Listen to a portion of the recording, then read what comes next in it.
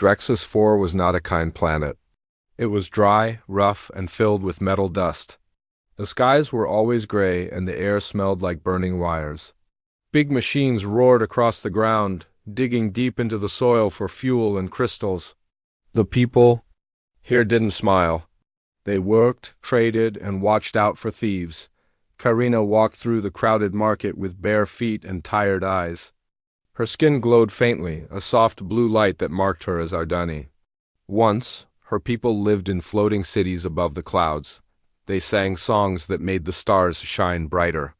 But that was before the war, before the bombs fell. Before her. Home turned to ashes. Now she had nothing, no family, no food. No safety, only her clothes, a thin scarf, a belt made of wires. A long wrap that once looked royal, now torn and dirty. She had tried to trade them for food. Sometimes someone gave her a crust of bread or a stale nutrient bar. Other times they just laughed and pushed her away. She hated begging. But hunger didn't care about pride. "Get out of the way, Glow Girl," a miner said, brushing past her with a heavy box. Karina almost fell, but caught herself on a broken crate. She walked to a vendor. "Please," she whispered. "A bite of bread? I can offer this." She held out a silver thread from her wrap, the last shiny piece she had. The vendor looked at it, then at her. "Not worth much," he said. "Maybe if you had something better." Karina turned away. Her stomach hurt. Her legs shook. She had not eaten in 2 days. She sat near the edge of the market, under a metal awning, where shadows were thick and cold. She curled up, pulled her scarf tighter, and tried not to cry. Then the rain came, not water. Drexus 4 never had real rain. It was a chemical mist from the cooling towers. It stung her skin and made her cough. She stood up and started walking again. She didn't know where she was going. Her eyes were half closed. The world spun, and then everything went dark. When Karina woke up, she felt something soft under her. A blanket? Her body was warm, not cold. There was a light above her, not too bright. And the air smelled like oil and metal, but not like trash. She sat up quickly. "You're awake," a voice said. She looked over. A human stood nearby. A man, tall with short brown hair and a tired face. He wore a worker's jacket and had a small metal tool in his hand. "Don't worry," he said. "You passed out in the alley. I brought you here." Karina stared at him, silent. "I'm Joel," he added, putting the tool down. "I work here, fix engines, build stuff. You hungry?" She didn't answer, but her eyes said yes. Joel picked up a silver packet and tossed it to her. "Protein bar? Not tasty, but better than starving." Karina opened it with shaky hands and ate fast. Her glowing skin flickered brighter for a moment. Joel watched quietly, then said, "You don't have to trade anything. It's just food." Her hand paused. "You're not charging me?" "No," he said. "I don't do that." Karina blinked. She had never heard that before. Joel went back to his workbench and started fixing a power coil. "You can stay here tonight. Couch isn't great, but better than the street." She didn't move. Her legs still felt weak. "What's your name?" he asked. "Karina. Nice to meet you, Karina." She studied him. His shop was full of parts, wires, machines, and blinking lights. It smelled strange, but not bad. She had seen humans before, but none like this. Most avoided her, or stared too long, or said rude things. This one Joel was different. She looked down at the blanket. "Thank you." Later that night, Joel made something called tea and gave her a hot cup. They sat in silence for a while. Then he spoke. "I used to work on ships," he said. "Big cargo haulers. Then a plasma leak messed up my leg. Couldn't run fast enough. Got stuck here, like you." Karina nodded slightly. "I've seen too many people get ignored," Joel said. "No one should go hungry, not on my watch." Karina stared at the cup in her hands. She wasn't used to kindness. She was used to trading, begging, hiding. But now she felt safe, even if only for a little while. She looked at Joel again. "Why help me?" he shrugged. "Because someone should." That night, Karina curled up on the couch under the blanket. She still had her clothes, her scarf, her torn belt. She didn't have to give them away today. Because of a human. She listened to the hum of machines and the soft sound of tools from the other room. For the first time in months, she fell asleep without fear.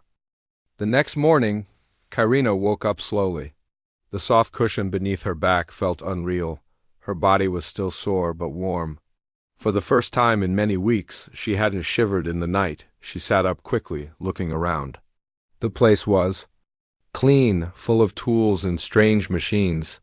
She was still in the human's workshop. The human Joel was sitting at his desk, working with tiny metal parts. His eyes were focused and small lights blinked around him. He didn't notice she was awake. Karina stood up, unsure of what to say. She waited a moment, then finally spoke. "Why did you help me?" Joel looked over his shoulder and gave a small smile. "Because you needed help." Her eyes narrowed. "Everyone wants something." "I don't," he said, "not from you."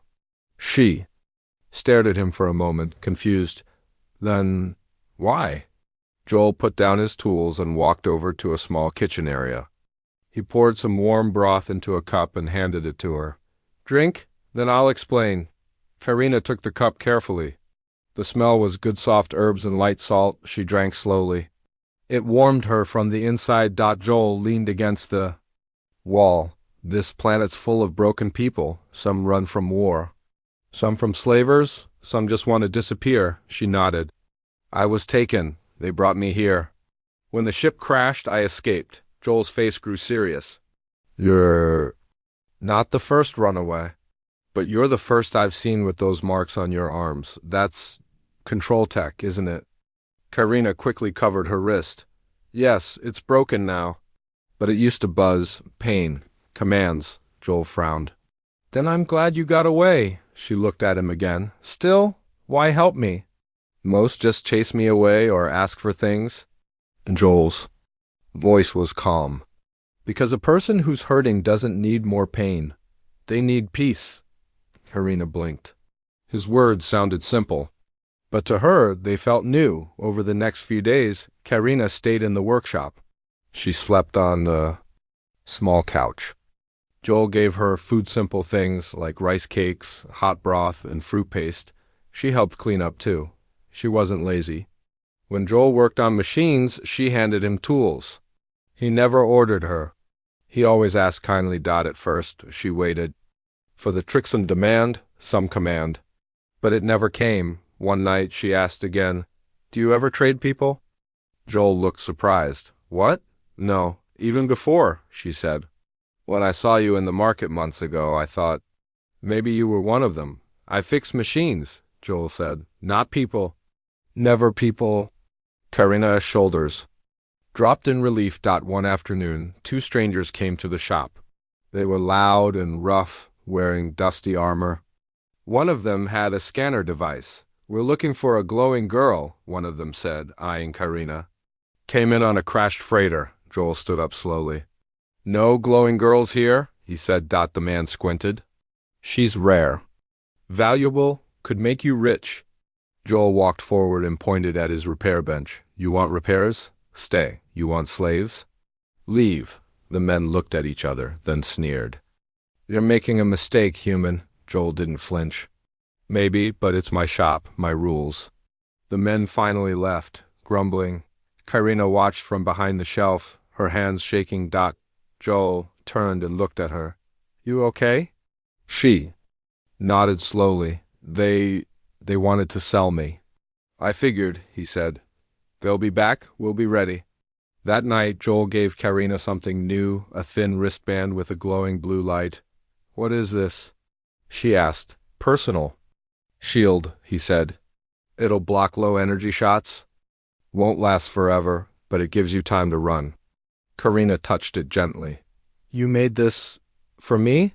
"I make tools for people who matter," he said. She looked at him for a long time.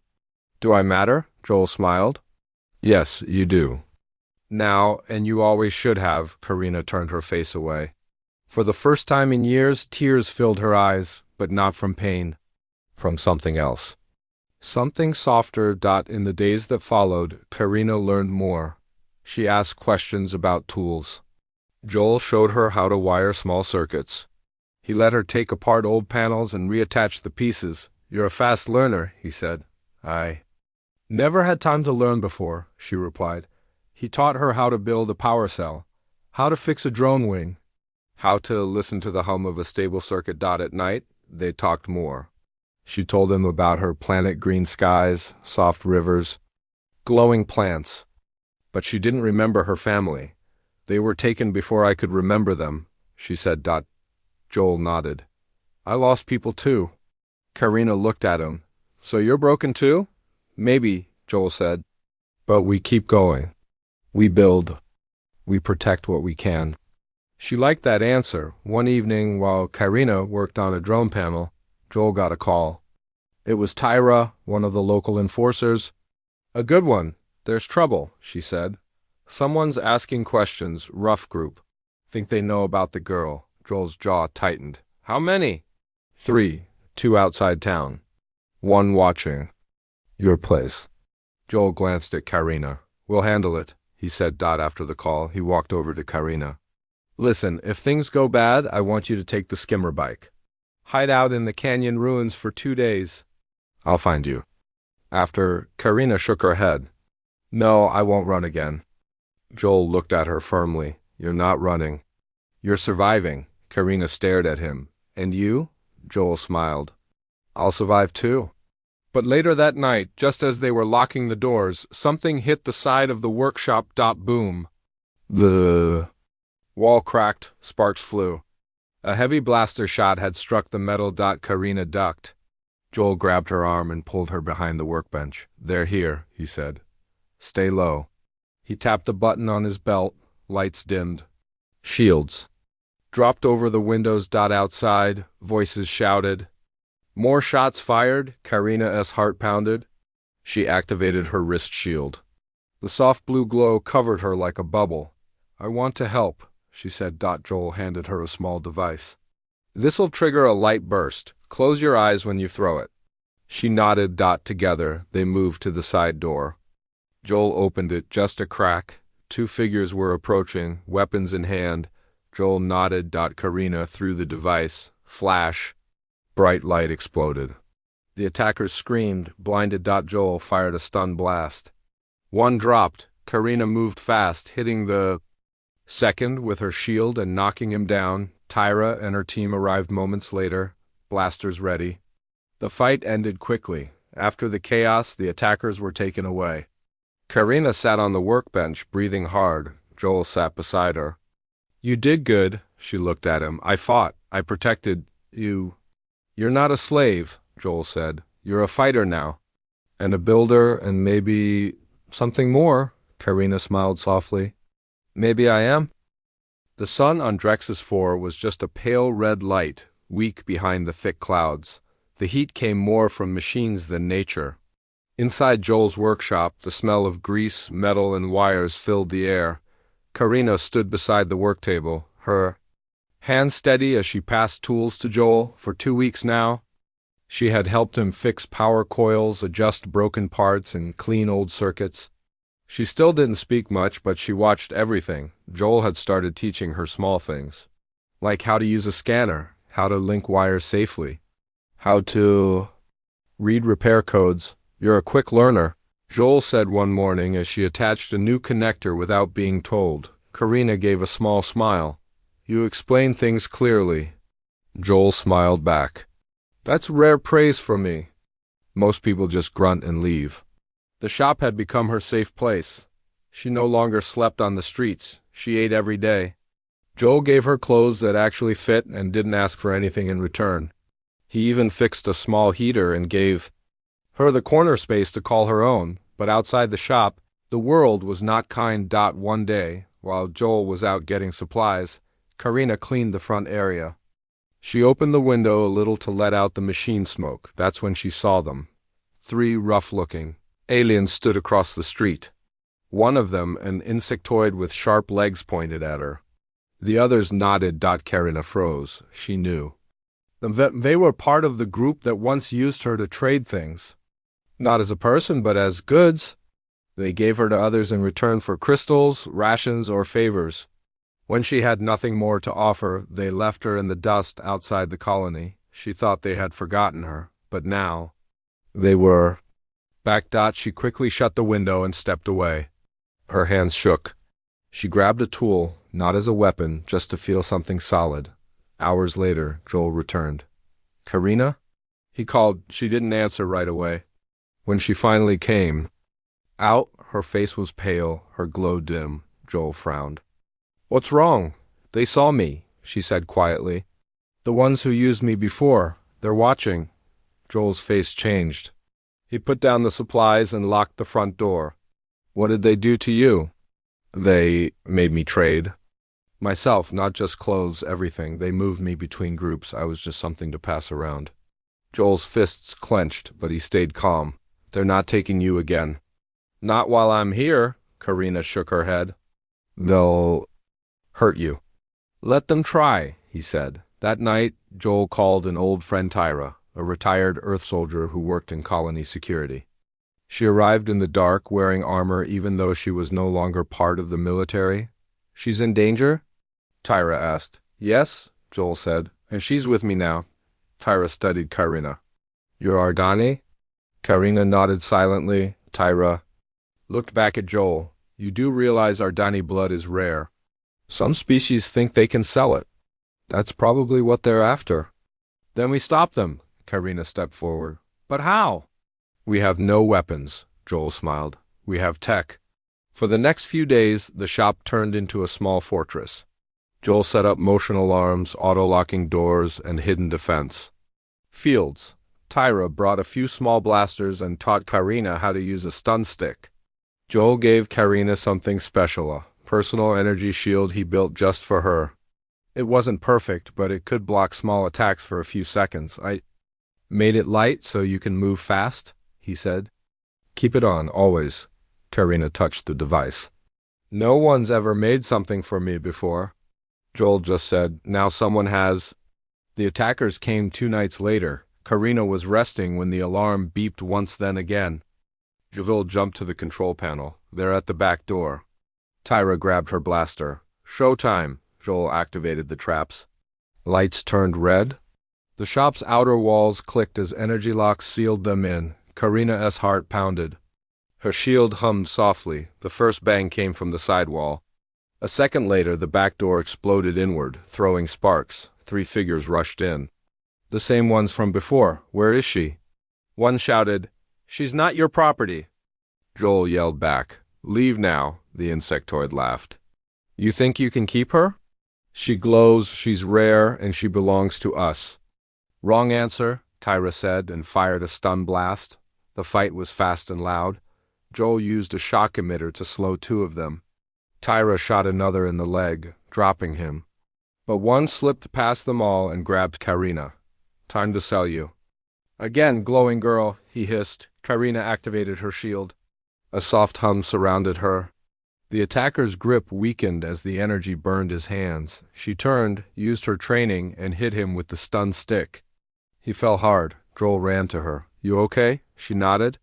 "I fought back." "Good," he said. The rest of the attackers fled, dragging the wounded with them.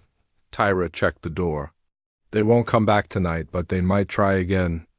Joel looked at Karina. "We'll be ready." Karina said nothing. But inside, something had changed. She wasn't just a survivor anymore. She was protected. She had a place, and she had a reason to fight back. The morning after the attack was quiet, but the air felt tense. Karina walked through Joel's workshop slowly. Her steps were light, but her mind was heavy. The walls still had burn marks. Some of the machines were broken. One of the small drones lay on the floor, wires exposed. Joel worked silently at his bench, fixing what he could. Tyra was gone. She had returned to the colony outpost to report the attack. She promised to send help if anything looked strange again. Karina touched the edge of the couch. The same one she had first slept on weeks ago? Back then she had nothing. Just torn clothes, hunger, and fear. Now she had safety. She had someone who cared. Someone who built a shield for her. Someone who said she didn't belong to anyone but herself. But danger wasn't over. Joel looked up. "You slept okay?" "A little," she said. "I kept dreaming they came back. They won't, not easily, Joel said. But we should be ready anyway. He reached into a metal box and pulled out something new. It looked like a bracelet, but thicker with a glowing center. What's that? Karina asked. It's for you, he said. A signal beacon. If you're in trouble, press this. I'll get the alert wherever I am. I'll come running. She took it with both hands. You keep making things for me. Joel smiled. I build stuff. It's how I say I care. Karina's glow brightened for a second. Later that day, Tara called on the holocom. Her face looked serious. I checked the colony records, she said. Those thugs weren't working alone. Someone bigger is involved. Someone from the spaceport. Joel frowned. Who? Tyra tapped a screen on her side. Name's Borlek. Arms dealer. Runs a ship crew. Dirty work. He's the one who used to buy rare species for trade. Karina must have been part of one of his old networks. Karina's face went pale. He knows she's alive, Tyra added. And now he knows where. Joel's voice was sharp. We stop him. Tyra nodded. We might not get another chance. He's leaving the planet soon. We need to catch him before he goes. Karina stepped forward. I want to help. Tyra looked surprised. Are you sure? Karina nodded. I'm tired of hiding. Joel hesitated for a moment, then said, Then we do this, together. That evening they prepared for the mission. Joel packed a small case of gadgets, stun traps, EMP charges, drone scanners, and a mini hacking device. Tyra arrived with armor plates and 2 stun rifles. She also brought extra power cells for Karina's shield. They took Joel's old land skimmer, a fast machine with a rusted shell but strong engines.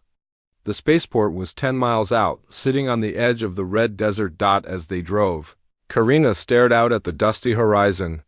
She thought about the past, about cold nights, empty bellies, and hands that took without asking. Now she had weapons. She had a shield. She had a voice, and someone to fight beside. They reached the edge of the spaceport by nightfall. Lights glowed from tall towers. Ships of different shapes stood on landing pads. Some were large freighters, others small and sleek. One of them, dark silver with blue lights, was Borlak's. Tyra pointed. He leaves in an hour. We go now. They moved through the shadows. Joel's drone floated beside them, scanning for movement. Tyra led the way. Karina followed close behind, shield active on her wrist. They reached a side gate. Joel hacked the lock. The door opened with a soft hiss. Inside, 2 guards stood near Borlak's ship. Tara whispered, Take them out quiet. Joel tossed a small orb flash smoke. The area filled with mist. Karina used her stun stick. 1 guard fell. Tara stunned the second before he could shout. They ran to the ship's ramp. Suddenly the alarm sounded. Borlak had seen them. Trap! Joel shouted. Blaster fire came from above. Borlak's crew was on the roof of the loading bay. Karina raised her shield. Energy blasts hit it, glowing bright blue. She rushed forward, faster than they expected. Her stun stick hit a shooter's leg. He dropped his weapon. Tyra fired back. Keeping them covered, Joel used a drone to fly inside the ship. It sent back video to his screen. He's inside the cockpit, powering engines. We need to stop him. Karina shouted. They pushed through the chaos. Blasts flew past them. Karina jumped onto the ship's wing, rolled, and slammed into the side door. Joel's hack tool opened it. Inside the ship, red lights flashed. Karina led the way. They reached the cockpit. Borlak stood there tall, scarred with metal arms and cold eyes. You again, he growled. You're worth a lot, glowing girl. Walk away and maybe I'll make it quick. Karina stepped forward. No, she said. I'm not yours. I never was. Borlak laughed. You're brave now, cute. Joel tossed an EMP grenade. Borlak grabbed it, but too late. It exploded with a spark, knocking out his ship controls. Karina charged forward. Her shield lit up as she blocked his strike. She hit him with the stun stick. He fell to one knee. Still weak, he said, reaching for a hidden weapon, but Joel grabbed Borlak's arm and pulled it away. Then Karina stunned him again. Borlak collapsed. Lights went dark. The ship powered down. Tyra entered with a few colony officers. It's over, she said. Back at the shop, the 3 of them sat together. Tired but safe, the colony officers had arrested Borlak. His ship was grounded. His crew scattered. Karina sat beside Joel. She looked at her hands. I never thought I'd stand up to someone like him, she said. Joel handed her a cup of tea. You didn't just stand up. You led, Tyra smiled. I've seen soldiers with less courage. Karina touched the bracelet on her wrist, the beacon Joel gave her. I had nothing once, just my clothes. And fear. Now I have people, Joel nodded. You're not alone anymore. She looked at him. Her soft blue glow shimmered in the dim light. Thank you, human, she said. He smiled. Anytime. The morning sun rose gently over the dusty hills of Drexisfor. A soft breeze moved through the colony town, lifting thin clouds of red dust and carrying the smell of hot metal and morning bread. Life had returned to normal, or at least something close to it, but for Karina, nothing was truly the same anymore. She stood outside Joel's workshop, her eyes fixed on the sky. A large cargo ship passed far above, its engines rumbling faintly in the air. She wore a new jacket, now gray and clean, with patches Joel had added for protection. Her shield device rested calmly on her wrist, and her bracelet, Joel's beacon, was always with her. She wasn't just hiding anymore. She belonged. Inside, Joel was sorting parts. The shop was busier these days. Since the Borlick incident, word had spread. People in the colony respected Joel more. They trusted him not just to fix machines, but to stand for what was right. Karina walked in and smiled. You're early, Joel said without looking up. I couldn't sleep, she replied. Too many thoughts, Joel chuckled. I know that feeling. She leaned on the table. Do you ever wonder if your life is small? I used to think mine was worthless, that I was just used and left behind. Joel finally looked up. That was their lie, Karina. But you're not small.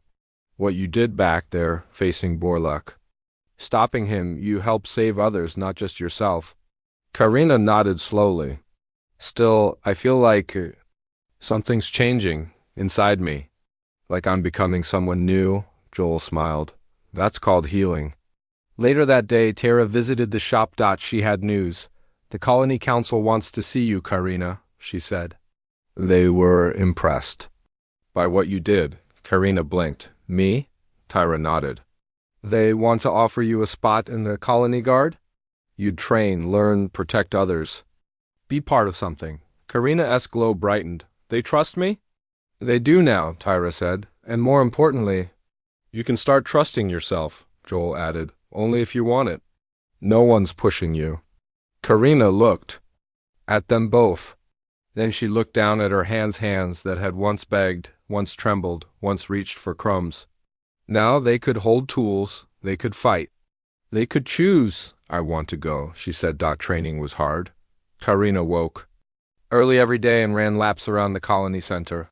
She learned how to use new weapons, safe ones meant for defense, not harm. She studied first aid, crowd control, even basic communication codes. Some guards didn't accept her at first. She could feel their stares. She knew they whispered about her past, but Karina didn't let it break her. One day, during a training session, another guard mocked her softly. A glowing girl from the gutters, what's she doing in armor? Karina didn't answer with anger. Instead, she helped him up after a practice match. I was broken once, she said, calm and steady. But I fixed myself, piece by piece. That's harder than winning a fight.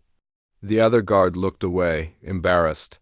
He didn't tease her again. Tyra watched from a distance. She smiled proudly. Back at the shop, Joel worked on new inventions. One evening, Karina returned after training. Her armor was dusty, but her glow was strong. Joel gave her a tall glass of cool juice. You've changed, he said. I feel it too, Karina replied. But I'm still me. Joel pulled a small case from the shelf. I made something for you. Karina opened it. Inside was a small metallic badge. The symbol was a simple 1/2 gear, half star. What is it? She asked. A symbol, Joel said, of who you are now. Half builder, half protector. Karina touched the badge. Thank you. Joel smiled. I don't know what your future holds, Karina. Maybe you'll stay here. Maybe one day you'll leave and help others like you. But whatever you choose, you'll never be alone again. Her eyes shimmered. Weeks passed. Karina grew stronger, sharper, more confident. The colony began to see her not as a castaway, but as a leader. One night, an alert came in. A nearby refugee ship had crash-landed in the desert outside the main zone. Karina volunteered to lead the response team. The colony council agreed. Joel helped prepare her gear. Tyra checked the maps. The crash site was deep in the dunes, far from the main routes. Dangerous territory. Karina didn't hesitate. She took a small team of guards and reached the crash zone just before nightfall. What she saw broke her heart. The refugees were scared, hungry, some injured. They had nothing, just rags, fear, and one another. Among them were younglings and elderly aliens. Different species. One Ardani child stared up at her, glowing faintly. Just like she once did, Karina stepped forward. She removed her helmet and kneeled down to meet the child's eyes. "You're safe now," she whispered. "I know what it's like. I'll get you food, water, shelter. You are not alone." The child blinked. "You glow too," they said softly. Karina smiled. "That means we survive." By the time the rescue team returned to the colony, news of Karina's leadership had already spread. She helped set up shelters. She brought food, built field power sources, and stayed with the rescued families through the night. She didn't just bring help. She brought hope.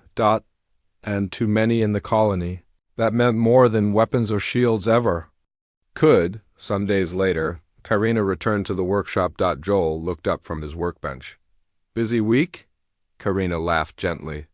"The new guards keep asking me questions.